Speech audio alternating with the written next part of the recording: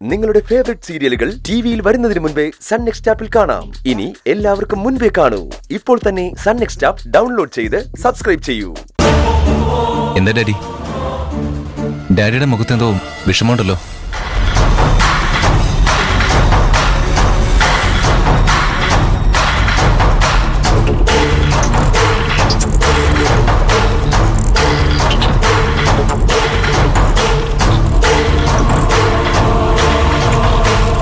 എന്താ ഡാഡി?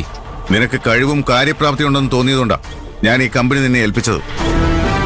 ഞാൻ നല്ല രീതിയിൽ നടത്തിക്കൊണ്ടിരുന്ന കമ്പനി നീ കാരണം നശിച്ചുപോയെന്ന് പറയേണ്ടി വരുന്നതിൽ എനിക്ക് വിഷമമുണ്ട്. ഡാഡി എന്താ പറയുന്നത്? കമ്പനി ഞാൻ നശിപ്പിച്ചെന്നോ? നീ അറിഞ്ഞിട്ടുണ്ടാവില്ല. നീ ഒന്നും അറിയുന്നില്ല. അതാണ് നിന്റെ പ്രശ്നം. നിന്റെ ശ്രദ്ധ ബിസിനസ്സിലല്ല, മറ്റു പലതിലുമാ. ഡാഡി, 10 വർഷം നമ്മുടെ കൂടെ നിന്ന കസ്റ്റമർ ഓർഡർ ക്യാൻസൽ ചെയ്ത് മെറ്റീരിയൽസ് തിരിച്ചെടുക്കാൻ പറഞ്ഞ് നമ്മളുമായിട്ടുള്ള ബിസിനസ് എന്നേക്കുമായി അവസാനിപ്പിച്ചിരിക്കുന്നു. നീ അറിഞ്ഞില്ലല്ലോ.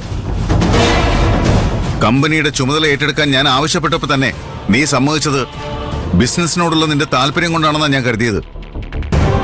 ബിസിനസിനോടുള്ള താല്പര്യം കൊണ്ടല്ല, പാർവതിയോടുള്ള താല്പര്യം കൊണ്ടാണ് നീ കമ്പനിയിൽ വരുന്നതെന്ന് എനിക്കിപ്പോഴാ മനസ്സിലായത്. ഡാഡി,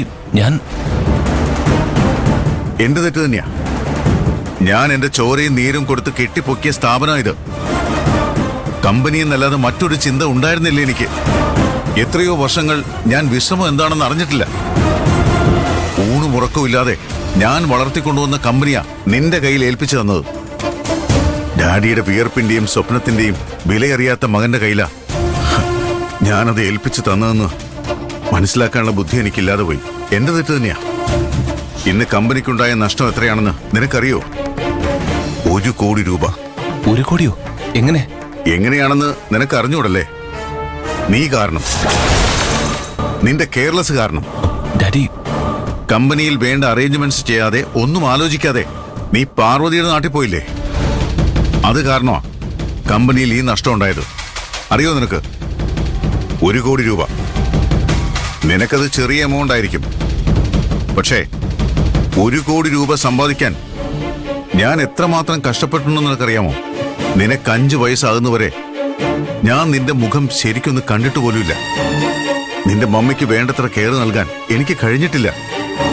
രാത്രിയും പകലും, ഓണത്തിനും ദീപാവലിക്കും എന്നും. അങ്ങനെയാ എന്റെ കമ്പനിയെ ഇന്ന് കാണുന്ന രീതിയിൽ ഞാൻ വളർത്തിയെടുത്തത്. അതൊന്നും എനിക്ക് വേണ്ടിയായിരുന്നില്ല. എനിക്ക് പണത്തിന്റെ മെത്തയിൽ കിടന്നുറങ്ങാൻ വേണ്ടിയായിരുന്നില്ല. നിനക്ക് വേണ്ടിയാ ഞാൻ എന്റെ നല്ല പ്രായം മുഴുവൻ വിശ്രമമില്ലാതെ ഓടി നടന്നത്. പക്ഷേ എന്റെ അധ്വാനത്തിന് ഒരു വിലയില്ലാതായിപ്പോയി. നീ കാരണം എന്റെ കഷ്ടപ്പാടുകൾക്ക് ഫലമില്ലാതായിപ്പോയി. വർഷങ്ങൾ കൊണ്ട് ഞാൻ നേടിയെടുത്ത എന്റെ കമ്പനിയുടെ ഗുഡ്വിൽ കുറച്ച് ദിവസം കൊണ്ട് നീ നശിപ്പിച്ചു കളഞ്ഞു.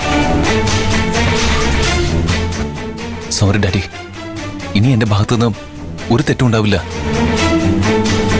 നിന്നോടുള്ള എന്റെ വിശ്വാസം നഷ്ടപ്പെട്ടു. എന്റെ കമ്പനി എങ്ങനെ നടത്തിക്കൊണ്ട് പോണെന്ന് എനിക്കറിയാം. ഇനി ഞാൻ നടത്തിക്കോളാം. Daddy,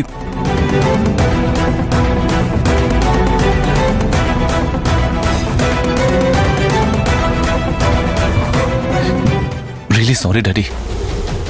please daddy.